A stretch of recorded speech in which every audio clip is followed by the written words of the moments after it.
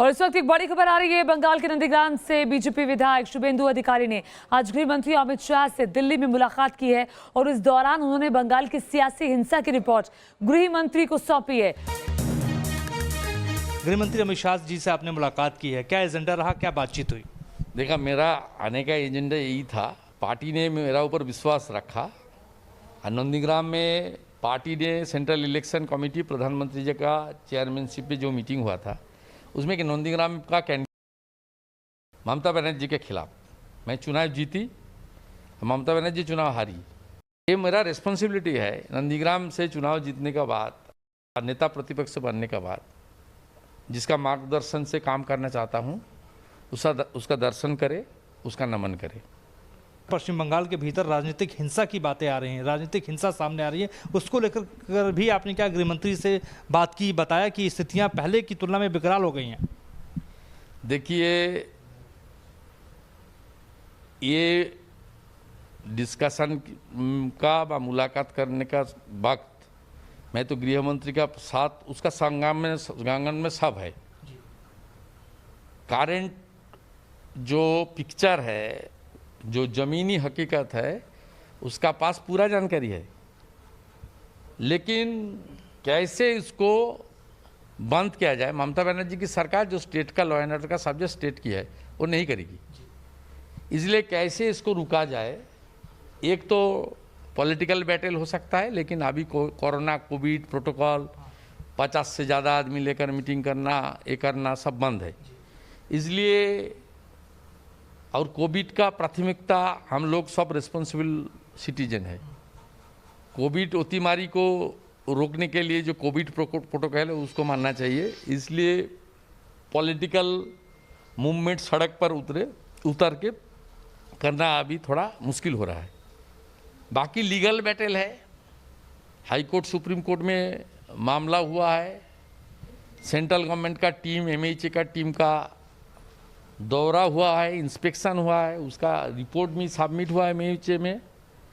National human right commission और जितना भी कमीशन है, एससी कमीशन से लेकर चाइल्ड कमीशन से, सब लोग का टीम बंगाल दौरा किया है। सब लोग का टीम का पास रिपोर्टिंग हो रहा है। पार्टी की ओर से सुप्रीम कोर्ट में अपील दाखिल हुआ है। जितना मर्डर हुआ है 40 के आसपास, सब के सब सेपरेट एफआईआर बना के लीगल बैटल करने का तैयारी भी चल रहा है। इसलिए हम लोग इसको छोड़ने का मकसद हम लोग का नहीं है। हम लोग इसका पूरा के पूरा एंड तक ये लड़ाई जारी रहेगा। लीगल बैटल, पॉलिटिकल बैटल, और सेंट्रल गवर्नमेंट की जितना भी पॉलिसी मेकर है, उसका पास देश की नागरिक को सुरक्षा देने का जो संवैधानिक रिस्पॉन्सिबिलिटी है, उसको पालन करने के लिए जो गुंजाइश करना है, बंगाल की पब्लिक रिप्रेजेंटेटिव की नाते, बीजेपी पार्टी का लेजिस्लेटिव पार्टी का लीडर की नाते, मैं सब बात गृह मंत्री के सामने रखा।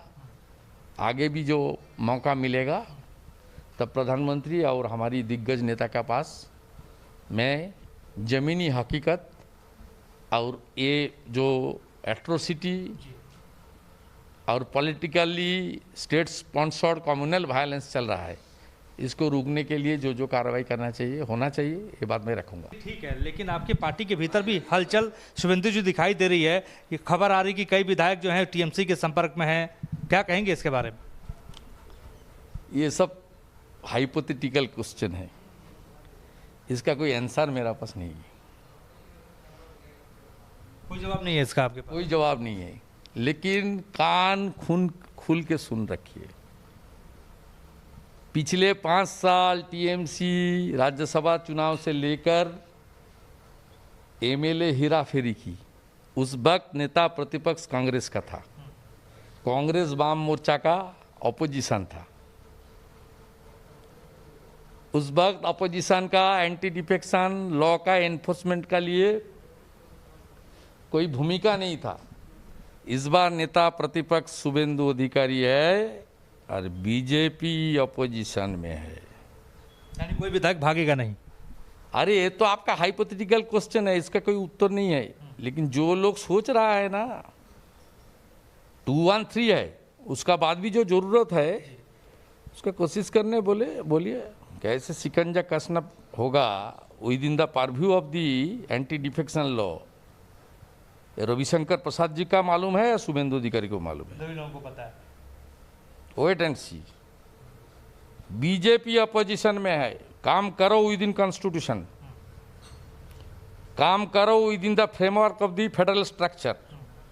इसका बाहर जाने का कोशिश करो तो रोकने के लिए जो जो दवाई देना पड़ेगा भाजपा लेजिस्लेटिव पार्टी और एलओपी हमारी दिग्गज नेता की साथ एक साथ कार्रवाई होगा। पार्टी के भीतर कोई मतभेद नहीं है? पश्चिम बंगाल बीजेपी में कोई मतभेद नहीं, कोई मनभेद नहीं है?